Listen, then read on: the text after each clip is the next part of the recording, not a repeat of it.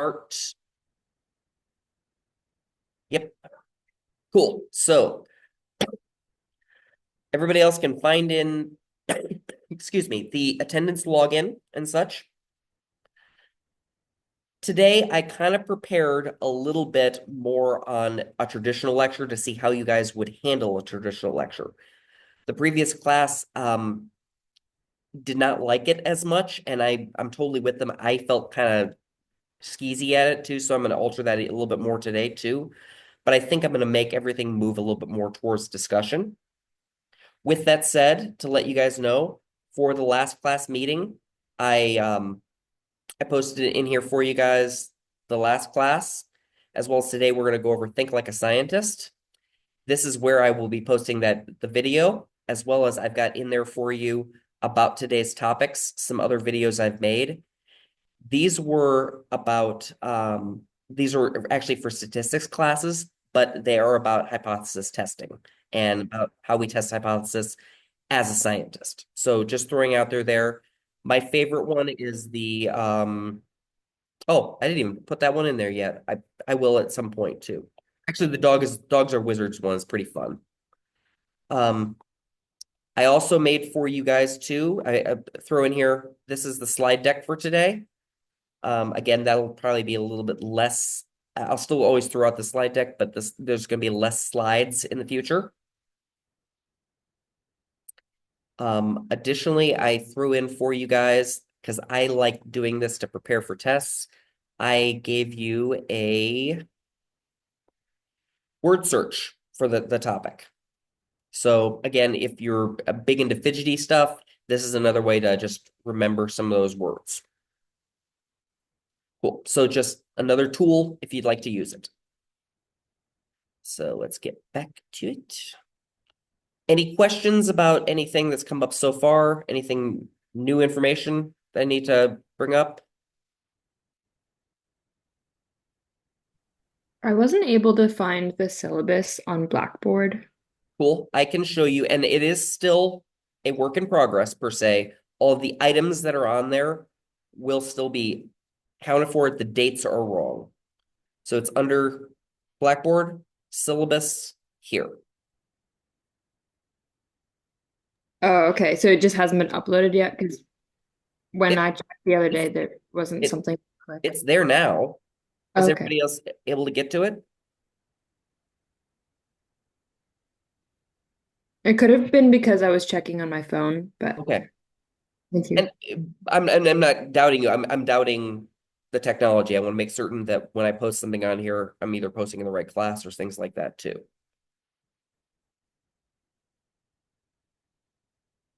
Cool. So other people are able to get into it. If you're still having an issue, yeah, please just send me a message or something like that too. I will make certain you get it.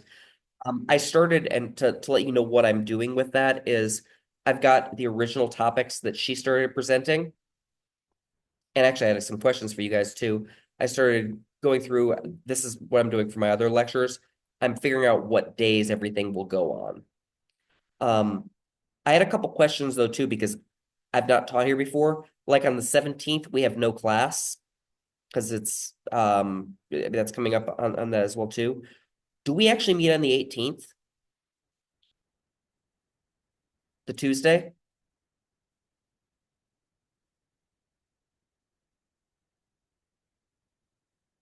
Yes, it's a Monday schedule. Okay. And I'm just making certain that I'm capable of doing that. Um, from the consensus of the class, I'm completely fine with taking that day off if you want to. But at the same point too, I will do whatever you want to do. I'm here to facilitate what you want.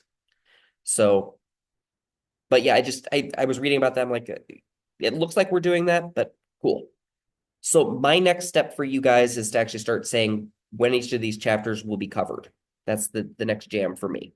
But I just want to let you know, see some of my work, seeing I'm actually doing something with this. Cool. Useful? Do you like the word search? Is that lame? I've done that. I've done crosswords. Crosswords work really well for test prep because it helps you find helps you your brain go in a different place when you're looking for terms. Because then you start spelling it and you put it in a different angle. The brain does a different thing. It's very, very cool. It's like we'll study that. Well, cool. I'm gonna jump in just because of time to start presenting El Lecturo, which I'm also going to truncate and try to make it be a heck of a lot more engageable because I think it's dull as dishwater as at the moment. Cool. Everybody can see the screen? Yes. Cool. Reason why I started with this one versus anything too is because the biggest problem that we have in psychology is we're kind of studying something that's not really tangible. The mind is something that every single one of us has in some capacity started to have a difficulty being able to quantify. So much so that there's these lots and lots of theories in philosophy originally that just goes into that concept of, do I exist? What is thought? What is the mind? And it becomes really, really difficult. We need to start using things like the scientific method to be able to start quantifying some of these elements. So this entire lecture is basically primarily about how do we actually measure elements of psychology. So the start of this, I'm just going to open up with a little class group thing. We have the question of, what does it mean to be healthy? It's a really big topic, isn't it? It's kind of even hard to kind of say, well, what is being healthy? So much so that I would like to break into 3 different groups. And when we break into those groups, have one person transcribe. They can transcribe it, copy into the chat. I'm going to make a word cloud when we're finished to have a discussion about what are all the things that we think about being healthy is. So answer that question. What does it mean to be healthy? So I'm going to put you guys into some breakout rooms. If I can get to here. Breakout rooms. Where are you? Where? Let's stop my screen share. That'll make it easier. There we go. Breakout rooms. That started. Open all rooms. Okay, maybe I'll add rooms. Okay, I'm adding 3 rooms. And if you guys could just jump in there, have somebody from your group write down all the things that you're having. Longer phrases are okay. I am going to copy paste whatever you have into a word cloud so we can kind of visually see the data. So I'll see you guys at, let's say, 3:30. Let's just actually just make it 3:40 is when we'll all come back, okay? Sound good? Thumbs up emoji for everybody? If I think the class ends at 3:30. 2:30. 2:30. Sure. Oh, okay. Yeah, I'm on multiple time zones. Cool. Lots of rooms. If anybody's on mobile, just tell me. Assign yourself to any room that you want. I And actually don't know how to do that. so you go into. I've not seen that on your side. I can just toss you into a room. Yeah, just throw me into anywhere. Yeah, and you're tall, right? Yes. Okay. So tall, you're going to 2. Okay. I also don't know how to assign myself. Is there a button? Oh, sorry. There you go. Oh, I Now see you it can, because some idiot wasn't on the actually bottom prepping it. right. Cool. Are we supposed to pick the room? Pick a room.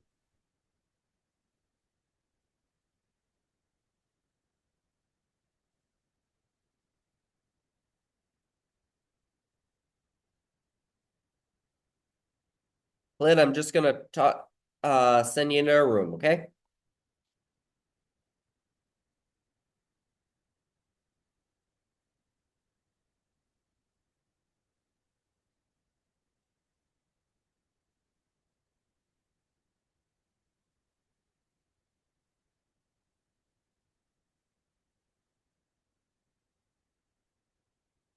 Ready to get into there? I'm gonna start tossing random people into random rooms now.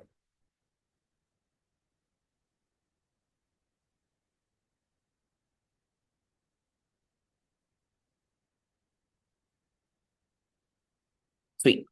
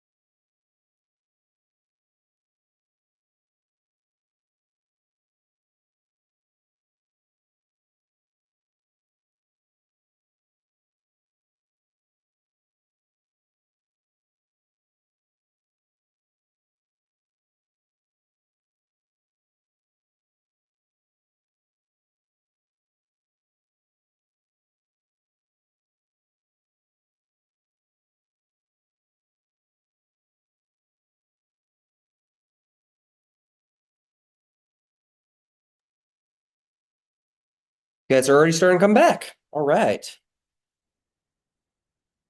Okay, I'm gonna start closing rooms.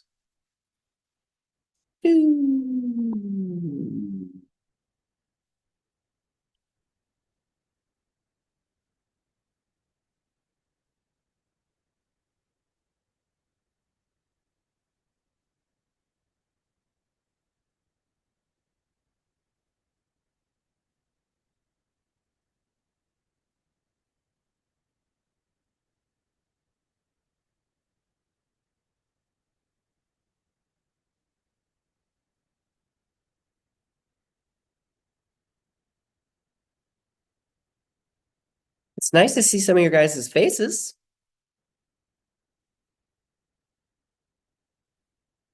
Again, not required by any means.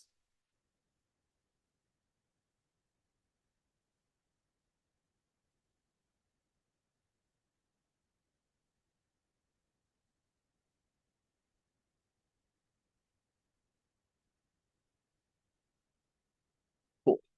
Are we all back? Okay. First off, do you guys like breakout rooms? Anybody dislike, not like? Okay, cool. Last group did not like breakout rooms. Totally cool. I didn't know that. I can work with that type of thing too. I just won't separate them into as many groups. So it's good. Um,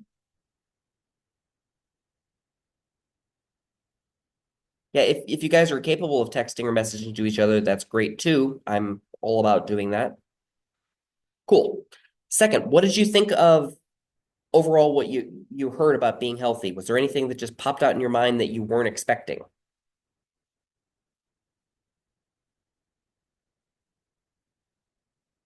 Hi.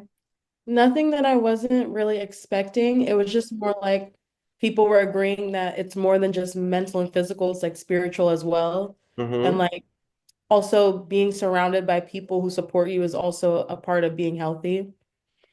So that was good. Yeah. It's what a situation like this can give is an opportunity to we're almost even going in with a preconceived notion, which is technically what kind of a hypothesis is. We're hypothesizing we're going to get such and such relationship. And then when we get new information back, well, we can say, did we agree with that? Disagree? Did that change our mind? Did that change our theory? Which is ultimately what we're trying to do with psychological sciences. So, yeah, could you guys share like in the chat some of the things that you wrote down?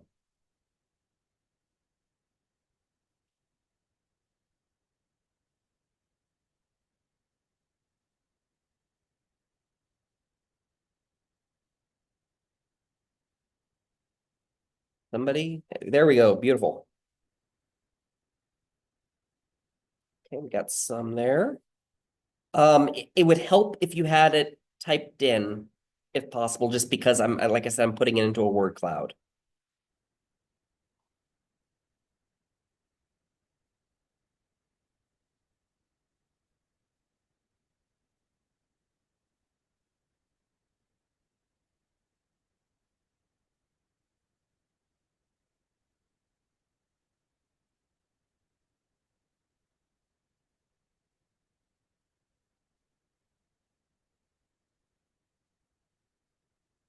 Okay. And I think I got most of them. Just give me one more second. I'll show you my screen to show you what I'm doing once I get rid of everybody's names that I put in here.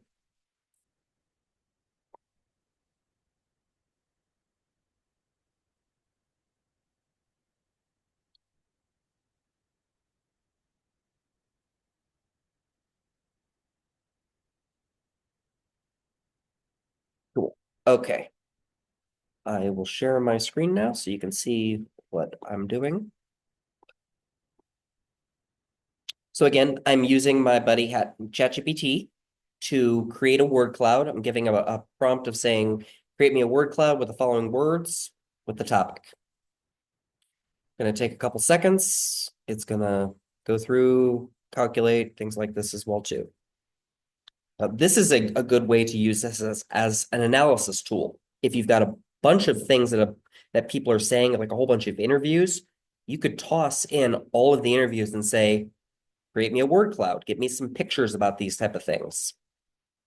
So this is what we tend to see with our large group. So has anybody ever seen a word cloud before? I've got it. Yes, I just didn't know it was called that. Cool. Yeah. Pretty much the point of a word cloud is the more frequent a word comes up, the more it will start bolding itself and become larger. So as you can see with this as well too, surprisingly, out of this group, the word balance is the most important word for this group. And I think that's kind of much more telling. The other group, the biggest word was health, just health in general. Interesting, we have physical and mind. Are there any words in here about the frequency that anybody's a little bit surprised by? Like things should be higher, should be smaller?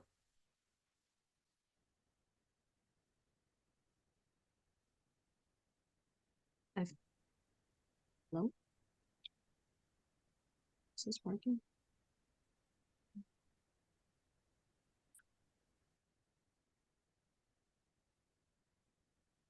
Yeah, doctor's a little bit surprising, but at the same point too, it makes sense that someone's at least interfacing with a medical professional. We could, as a method of doing this, we could start combining certain words to synonyms, and it probably would clean this up a little bit more. But still, yeah, community is the one that surprises most people. We are social beings. It's important for us to have social connections. If we don't, we have very, very negative outcomes that occur. When people live in isolation, we have lots and lots of problems. So if we have things like agoraphobia, if they don't have a social media perspective to associate with as well too, there are just lots and lots of downstream effects of mental health that go on, as well as physical health at that point. Because if you're not leaving the house, are you really thinking that you're going to go through and take a shower as often? You're really going to do other aspects of personal grooming? Are you going to go see the doctor to actually deal with medical issues? Okay, so let's throw this into the prison psychology world. If we throw someone into solitary confinement for a punishment, are we actually causing more harm because we know that we're messing with their mind at that point? How much is enough? Thoughts? Am I going far out with these?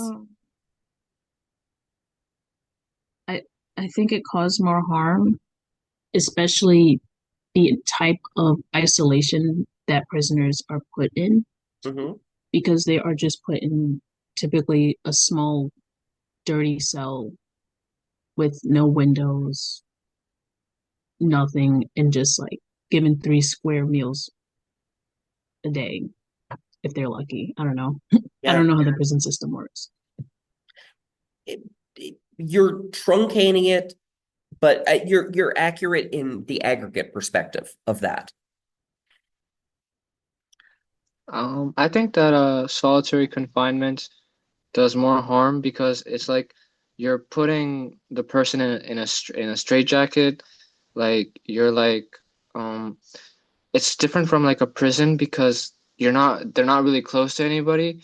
They're by themselves. There's no noise, and I feel like the punishment is a lot more cruel than being in prison because you're making like they're feeling more isolated, and that creates more harm to them.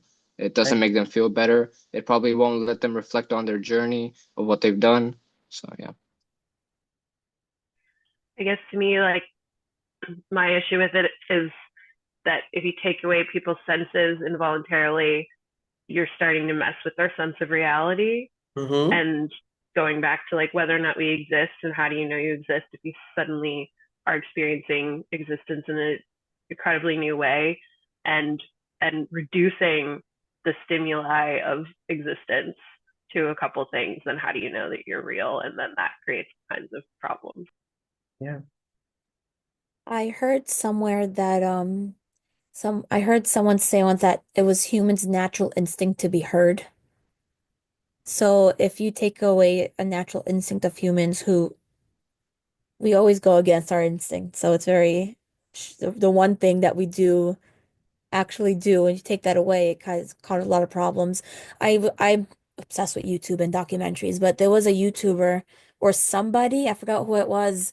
I don't know, maybe I dreamt this, who did this study or he did this project where he was put in a room for 3 days with no clock, no nothing. He just had a bathroom, some toilet paper, a bed. He had a few books, but for 3 days straight, he had to be in this room without leaving this room.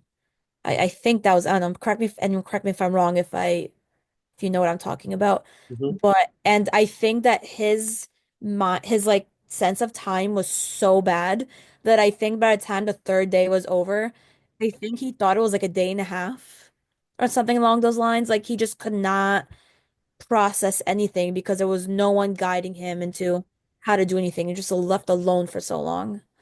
And that's the first thing I thought of. But yeah, so it's like it's humans' natural instinct to be heard. This naturally connects to, and I just want to give you guys a resource to look up in your own leisure if it's something that interests you. Have you ever heard of the Stanford prison experiments?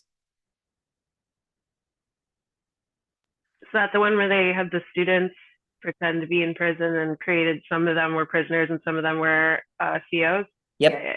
Yeah, and it's worth watching. It's disturbing because it's amazing what people will do with elements of power and control and things like that too.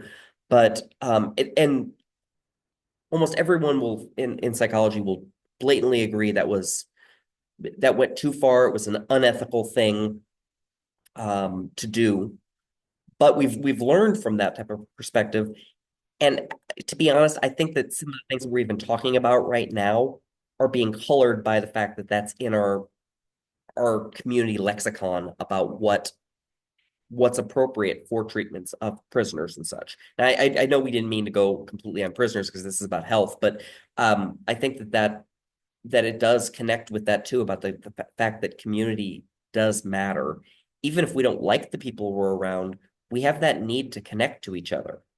We'll go into Maslow at some point where we talk about the need to connect to community is actually a pretty big one. So yes, hardcore worth looking into that. Anything that was surprising, interesting else for anybody else here too? I don't want to jump off this before everybody gets a chance to speak. Thoughts? Anything else?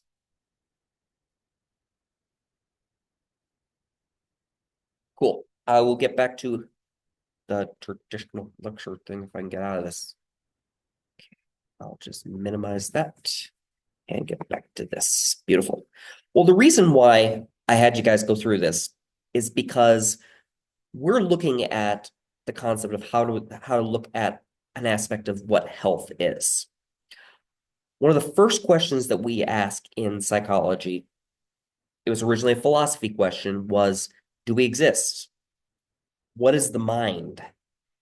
And we all agreed that it's something about being healthy. So it's part of who we are. It's something that actually exists. The problem is that up until more recently, within the last 300-400 years, we've not really had a good way to test those things.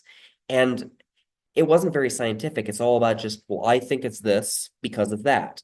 And it's a bunch of just really old white men sitting around, sitting at their armchair, waxing poetic about the plights of the people. This needs to be available to a lot of other people, and we need to be able to where it's replicable. We need to be able to repeat it. We need to have it to be testable. And what we just saw from dealing with just the concept of what it means to be healthy, we can't really do that. We can't do that with healthy because if we did a study on being healthy, how huge would that study be? The amount of people we would have to be able to test all of those parameters would be thousands upon thousands and thousands of people, as well as each one of them would take physical exams. Um, they would take studies. We would do sleep studies. There just would be too much data going on that we wouldn't actually be able to really move anything forward to really understand anything more. It would just be a lot of noise, similar to just yelling into a field. We can't really make any intelligible statements at that point and have anybody really hear us to move thought forward. So we start going into scientific reasoning. And the big thing that we try to do with all this is we create a hypothesis. Now, I mentioned you guys are making a hypothesis by saying you're going into that conversation thinking, I'm going to get such and such experience. Well, that was a hypothesis that happened. We use different samples, different groups of people, or different groups of things, or data, or however that is, to make an assumption about these people to be able to predict future information. I, on Blackboard, tossed on 3 different lectures I have from, not lectures, but they're little 2 to 3 minute segments of what a hypothesis is, what hypothesis testing is, as well as what a type 2 error is. All of those things will be covered in this. It's designed, I designed it for statistics, but they're not just about statistics. It's more about the concept of what those things actually are and how we test those.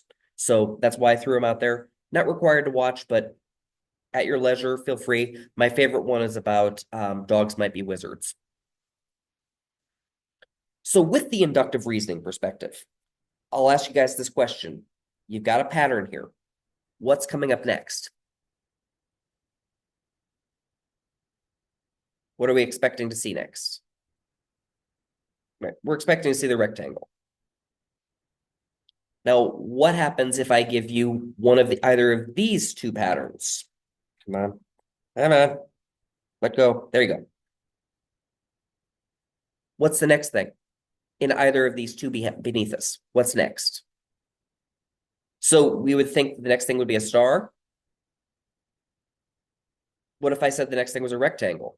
Wouldn't that just say, well, the world doesn't make sense. I hate everything.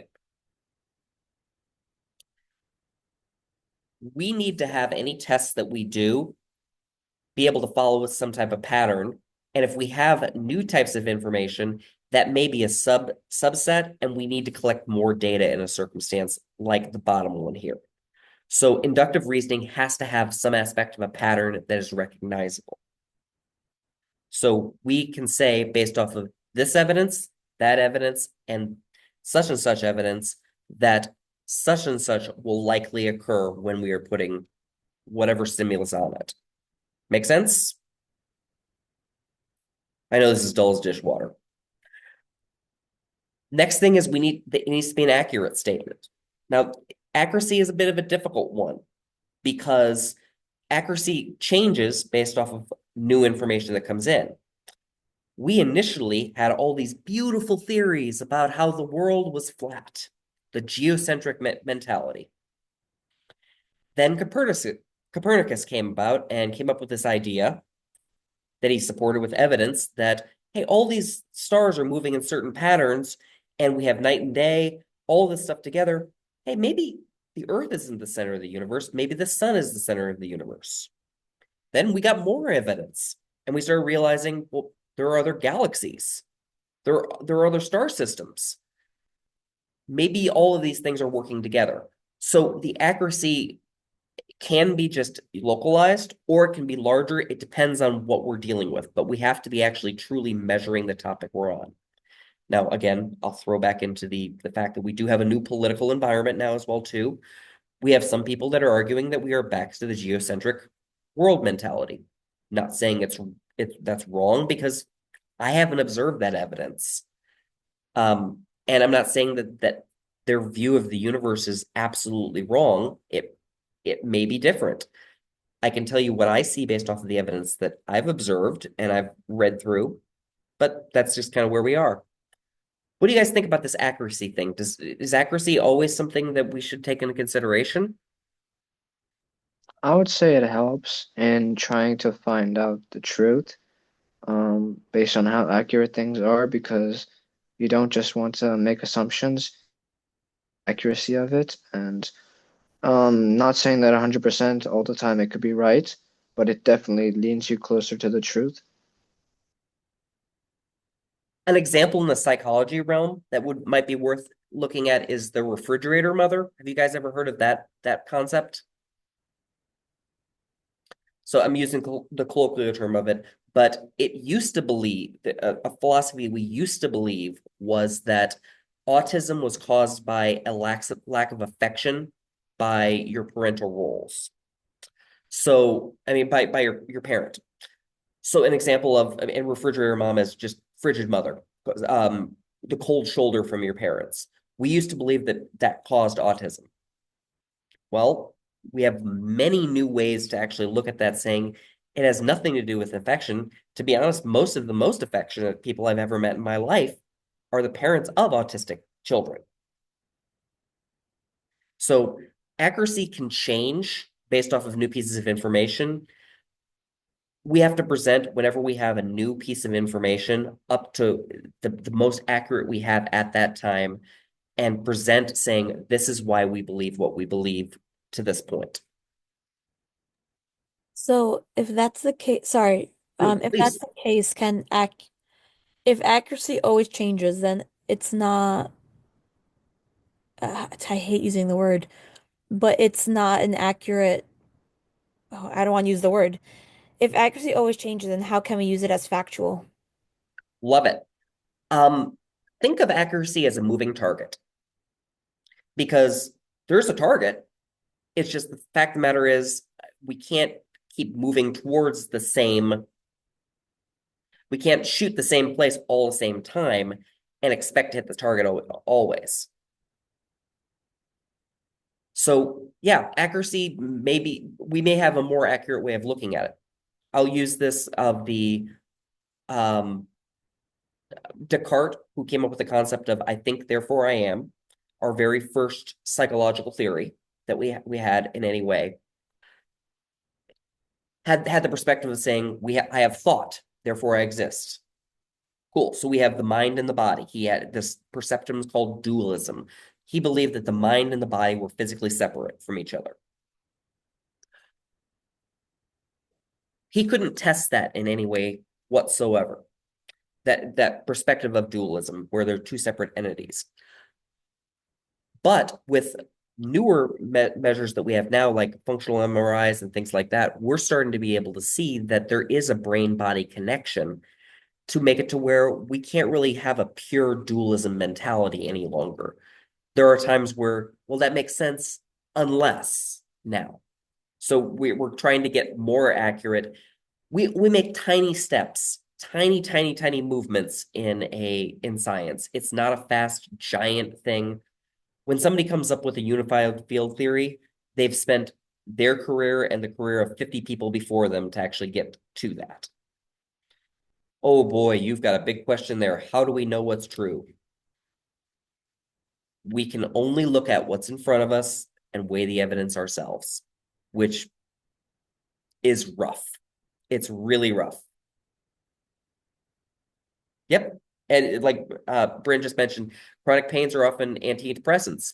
Well, that's an example. There's got to be some aspect of a brain-body connection there.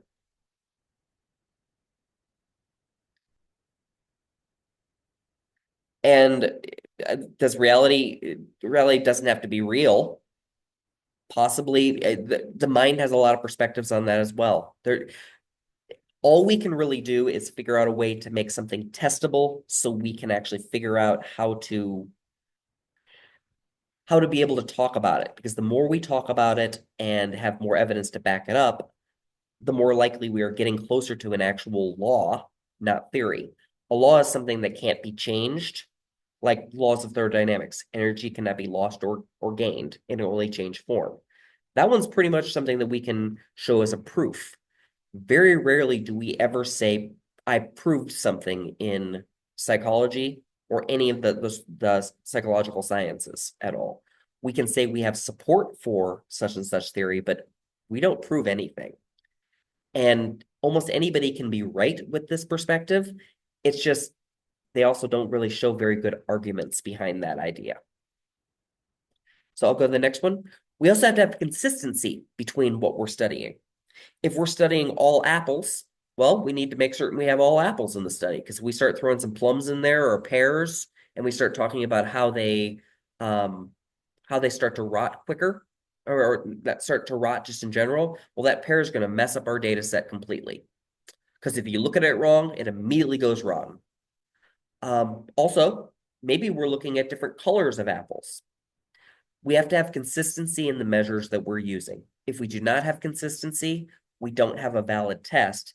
It's the programmer logic of garbage in, garbage out. So we need to have consistency. We also have to have a good scope of what we're looking at too, meaning we don't want to study what is health. Well, that's too large of a topic. We'll have an encyclopedia worth of information. Instead, we want to narrow it down to certain aspects. What we're looking at here is a relatively new perspective of neuroplasticity. Neuroplasticity is a concept of how the brain will create new pathways or new neurons to connect thoughts, activities, memories, things like that inside of our brain. We are learning, and when we learn, we create a new pathway. That's the new theory that we have on this. Now, again, we don't have a law saying that's what's happening yet, because we still don't really know directly that's what's happening. But we can infer off of the evidence that we've had so far, saying when someone reads a book while under an MRI, we can see that new pathways are starting to be formed, or that the more a person reads, the more new pathways are being formed. We didn't even have a concept like this until very recently with all these different types of tests. So we have to make certain the scope is connected on that. We would not want to say something like activity increases neuroplasticity. Well, that's not testable. We want to say certain types of activity. We could say cardiovascular activity involved with, I don't know, cardiovascular activity that's anaerobic will increase this. Okay, that's testable. We need to be able to have it to where it's narrow in scope. It can't be too wide. It also has to be relatively simple, because if we start having really, really, really complex topics that are going on, we can't really narrow that down and be able to make any understanding of that. Using the chimpanzees here as an example, chimpanzees are actually very quite intelligent animals. The thing about it is that we cannot put our paradigm of the way that we think specifically on their minds. We can't directly say they have an internal monologue like us, and actually the literature showing too that 50% of the world right now does not have an internal monologue. It's a version of aphasia that's happening, but that for them, we are testing, and we are working through little bits and little bits, saying based off of the biology that is occurring here, this is what we're expecting. It has to be simple enough that we can actually go into it. It can't be just taking one paradigm, putting it to another paradigm. Fruitfulness. This actually has to be testable. If we can't actually get something out of it, a yes or no answer, then it's not fruitful. I love that the textbook gave us fruit as an example here too. So let's say I'm doing a test where I'm handing this out to you, and I'm saying, here's some toast. Would you like to have jam with that? And I give you these options. Well, are you going to say yes or no based off of this? Okay. A lot of people, I would say no to this. Anybody else want to share why not? Because I do jam things and it's really easy for bacteria to get into them and it's just open. And to me, it's a cesspool of germs. Right. So we have a behavioral immune system getting involved here. For me, I'm a neurodiverse. I'm looking at that right away. I'm like, I don't like any of those. I have too many options. You asked me a yes or no question, and you gave me 6 options. None or any of those. So the problem is that we can't really get a fruitful test out of this. It's got to be something that will actually accurately test what's going on. What do you think about that?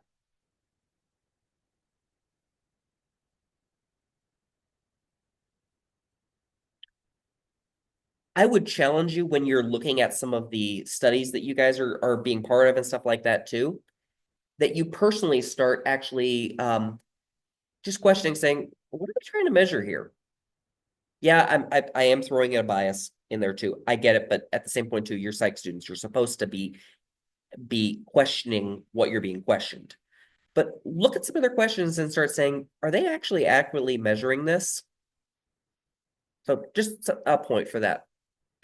Another thing that we need to have for any test that we have is it has to be falsifiable. If there's one word that you take away from any of this, it would be falsifiability. Falsifiable. This is the biggest word out of anything that we're trying to do to predict theory. With falsibility, what we need to be able to do is have it to where we can say this is true or this is false. So much so that we need to be able to have a null hypothesis, and I'll show that in a slide in a second, that says this is wrong versus this is right, or this that we reject the null. Example of let's go back to the jam thing. If I said to you the question, would you like jam? Yes or no, without even giving you any stimulus. Surveying a bunch of people. Is that a testable hypothesis about saying how many people out of the class were interested in having jam that day? Would that be falsifiable? Simply just about the fact that I've asked, would you like to have some jam with your toast?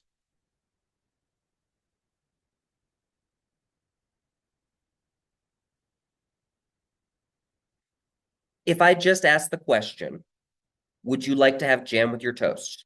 No stimulus, nothing else like that too. Is that a falsifiable question? That's a bit hard because that is a personal, like it's not a factual, that is a personal decision more so than the scientific answer. And you did not fall for the trap. You're freaking smart. Yeah, it's not something that's really testable in any way. Here's some other ones that are very much like that. Yeah, what if I don't like jam? Exactly. We were not actually asking a scientific question at that point. We have some falsifiable statements that we're going to evaluate here too. Classical music increases intelligence. Is that falsifiable? Okay, anybody else? Yes?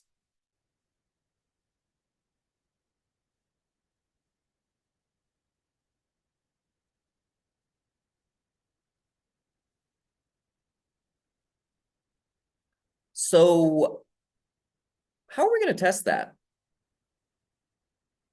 What if somebody really hates classical music?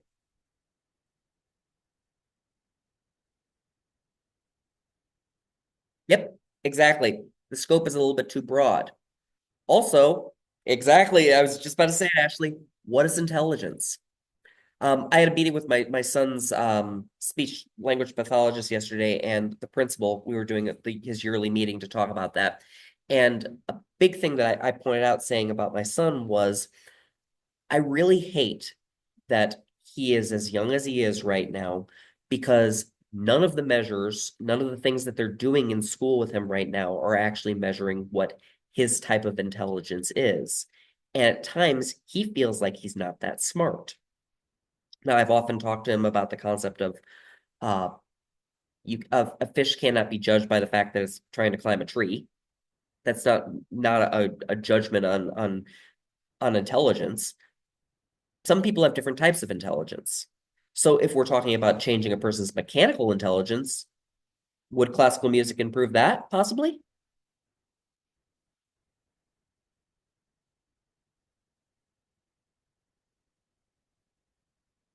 I mean, we're dealing with patterns at that point. Classical music is all about patterns. More than emotion, classical music is about patterns. So the other thing that's been very interesting is that this comes from the books, the Mozart effect. A lot of those tests have actually been replicated and they've been found to not be true. We've not been able to really replicate any of those type of things too. It's mostly just because the topics were too broad. Okay. How about the second one? Eating before an exam increases performance. Is that falsifiable?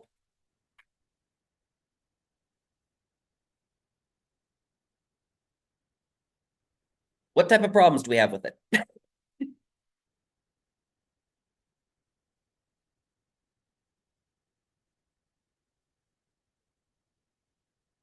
Exactly. Eating how much? What if I went to the buffet right before my exam and I had 5 steaks, 3 lobsters, a bucket of sushi, and a light salad? Would I be able to really have good performance in that exam? No. Right. So No. therefore, we can't really falsify that. Same thing next thing too. Cannolis are delicious. Is that falsifiable? It's subjective. Right. For some of us, cannolis might not be delicious at all. Might be just one of the most horrible tasting things in the world. And I wouldn't even try it because it's gooey. Gross. Or how about if I get a gooey one and I'm expecting more of something made with ricotta? Depends on like who's making it. So yeah, it's very, very subjective. Now we could say, are Granny's cannolis delicious to her family? Totally falsifiable. We can definitely do that one. Okay, how about that last one? Is that falsifiable? Yep, the picture. I love that too. A picture is a good example of that too. We're kind of like a picture in a picture when we look at images, at things. The brain kind of interprets bits of information off of what we're understanding. There was a Doctor Who episode with Peter Capaldi that went into this concept where everybody was in a hologram. They were all inside a simulation. And they actually made it to where there was a falsifiable answer to their existence, to their mind being existing. And ultimately, and I'm going to slightly throw away the ending because I doubt many of you are going to go watch it. And if you haven't watched it, you definitely will probably not go watch it because you're not Doctor Who fans. They basically just said that if you repeat a number, start saying a bunch of numbers, everyone that ever will talk will repeat those same exact numbers because they are part of the same program. That was a way to be actually able to falsify that situation. It's one of the few examples I've actually ever specifically see. Yeah. Again, I'm not giving a massive amount away with that one. I'm sorry if you're just getting into Doctor Who because Doctor Who is amazing. I actually I was just asked to write a chapter for the psychology of Doctor Who for a book on that too. And I'm really, really excited. I'm going to be writing up about quitting ideations in people in jobs associated with his regenerations or their regenerations because we have multiple genders. But I think it's very interesting that we start seeing elements about that and also how we have this element of reinvention of self every time we go into a new job, but yet we still maintain some of our similar skills. So there's some very cool things on the social psych side of it. Worthless aside, I apologize. So let's say we've got another we're going to do a test really quick. So I'm not having you do this, but we're going out, we're doing a test, and we're saying that standing desks will increase productivity. We're going to separate them into two groups, an experimental group as well as a control group. We're then going to have them take a test, and the typing test will be the measurement. So how many words per minute they type will be the measurement. So that's what we've got. Guys, see any problems with this study as is? Could be a little ableist, maybe. Say again, sorry. Not ableist. Just if Oh, it people is have ableist. No, totally, I problems with agree. it. Ableism. Oh, Yeah, okay. no, ableism totally fits into this. If we have somebody that is in a wheelchair or they have some other type of physical disability, they would just be assumed that they'll be part of the seated group, and therefore they could have a demotivation on the measurement side of it too. No, I'll disagree with you, Bryn, slightly about typing speed being a measure of productivity, in that if we're just saying that's what we're measuring. So we're just saying typing speed on that too. Now the problem, I slightly disagree, but I also agree as well with you on this. Well, do we have something about how fast these people type before? I mean, maybe it actually decreases their productivity because they were a much better typer while they were seated, and then you made them stand up. So it could be a very good measure of that, but where it's going on without any other information, it's not a great test. The other thing too is, are these people used to sitting at standing seats? What actually is just their general health? Did they sleep? We need to have a lot more information here. So yeah, there's a lot of issues where we're going into. Yeah, and their position matters in the company too. So we're actually throwing in other elements too. I mean, maybe we're dealing with socioeconomic perspective. We may be dealing with postural physical limitations. We could be dealing with racial limitations on this as well too. Who are you standing next to? Um, I mean, maybe you're also getting hit by the air conditioning when you're standing, and it's just absolutely freezing, and your fingers are numb. Well, you have to think about the environment you're in to actually make certain it's a valid test. So we have a situation where we have our results support our hypothesis. So it's not that we've proven our hypothesis. We've got that. Tal, what's your question?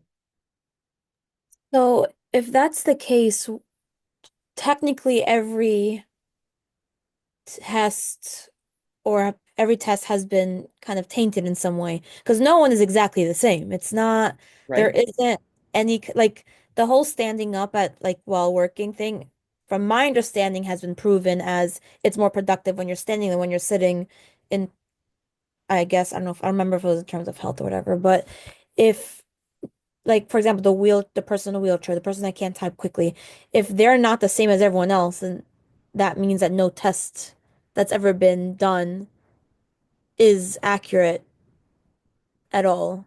I love it. You're, So, I love it, and this is how we overcome that in the psychological realm. Any psychology paper that you read through, you will see at the very end of the paper a limitations and future research studies. What they do in that section is they list out the things that they know limited the generalizability. I'm sorry, my tongue just doesn't want to do it. Being able to generalize the findings. So let's say you did a study just at one time point, or we'll just do those people too.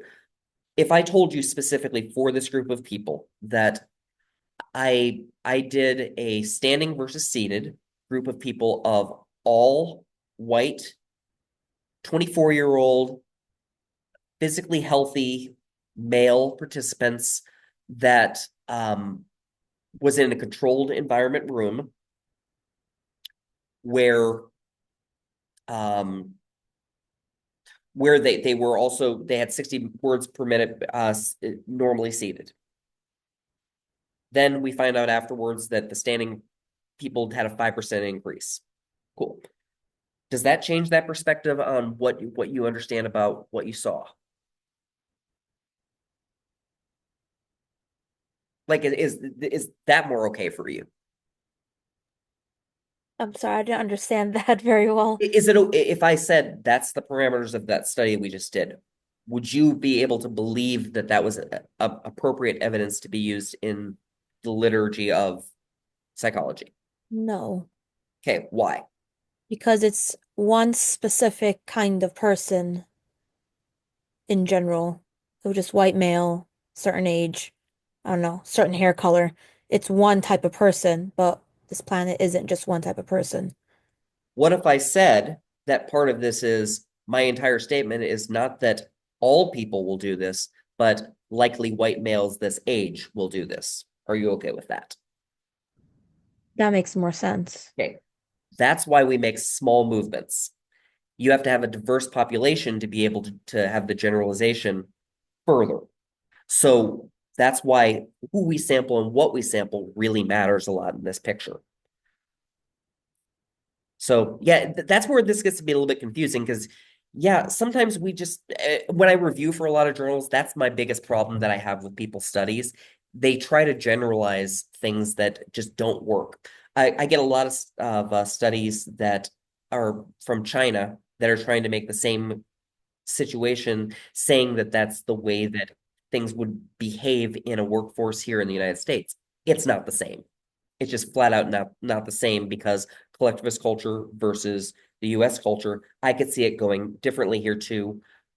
You need to limit this down to just to China or just to Asian cultures. So we have situations. I'm gonna jump because I know you guys are jumping off real quick. You either say supports follow the hypothesis or ones that don't. If we have a circumstance where we have it not supporting, but yet we have strong evidence to say it should be, we need to collect more data because the central limit theorem is a concept that the more samples we get, eventually all the numbers will start to balance out at a medium where we'll get a bell curve. So we just may not have enough people to be able to say this is how behavior naturally happens. If we have a result that contradicts the hypothesis, why? We need to start giving theories for why, maybe follow-up studies. And if there's no difference, that's going to do it. I wish we would have saved time for this. Because there's I mean, think about it. Trust the science. How horrible of a statement is that? And it's become a political statement, hasn't it? Trust the science. Well, I have many friends that are very, very hardcore right wing that it sends chills up their spine whenever somebody says, trust the science. Because science is supposed to be questioned. What you guys were actually going through and saying what was right, what was wrong, stuff like that, we should be doing more of that. Because when we do that, nothing is really solid yet. We don't really have a law yet. So we're trying to get more evidence to back this up. People base their beliefs off of the evidence that they get. If we only have a couple studies, we need more studies. That's the long and short of that. Again, lots of proof in the media, which is kind of frustrating. Hypothesis testing, things like that too. I want to get to what I have for you guys for a quote unquote assignment. Objectivity, yeah, that's basically we cover what we roughly need to. For this next week, because I know you guys like knowing what to go do. In your course documents, actually, no, it's under assignments. Assignment is for next week. It's right here. What I'm asking all y'all to do is go out and there is no deliverable. I am not asking you to email this to me in any way whatsoever. This is preparatory for the next class. The way that I am looking at this class is, again, this is more of your fun class. This is the one that opens your mind, gets you to think about different stuff like that too. I'm asking instead, go out and find different types of methods of ways that we study things in research. So experimental research, correlation research. Come up with some of those and start finding things like strengths and weaknesses of those different types of stuff. Because next week I want to have more of a discussion that's based on this type of thing. So what do you think are some cool things that people do? Like, is a diary study a really good way to do this? Do experiments really work? Do they not work? When is a good time to use something like that? So that's what we got. And this is for next week. So, and again, I'm not pressuring you on this. This can be an internet search. This can be go talking to another psychologist that you've met, talking to another type of researcher. Just come up with some different methods and ways that we actually can test the things that we're dealing with. Before I start throwing actual real theories at you, I want you guys to figure out ways that we could test those types of theories. Sound good? Cool. Did you like this class? Was this a good experience compared to last one? Better or worse? It's good. It's good. Cool. I definitely improved from last one because they did not like it as much. They said it was a bit dull. So, yeah, I don't want to preach at you. That's boring. Cool. I'll hang out for any questions that people have. I'll talk to you soon. Have a nice day. Take Have a care. nice day. À bientôt. Et un bonjour. Bien, bonjour. Have a good day. So,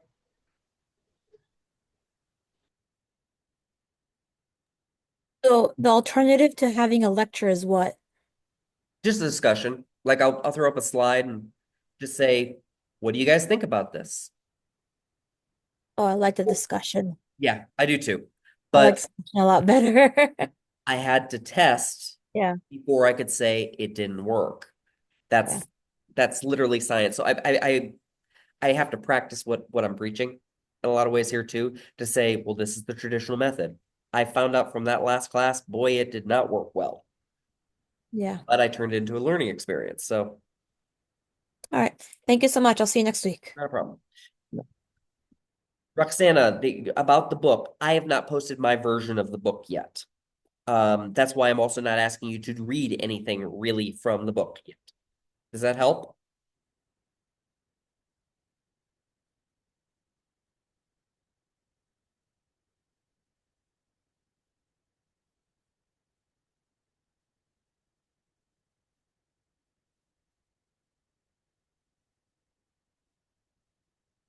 Yeah, you don't have to read anything specifically at this time. It's more about just getting into the material.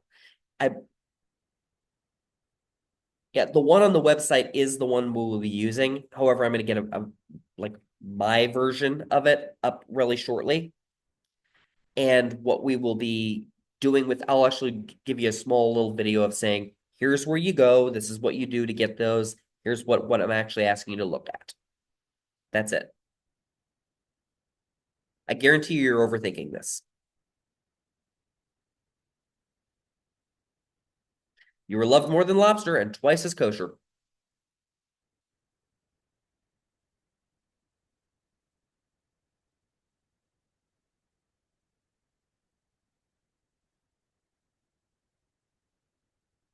Kalia, anything? Okay. Signing off.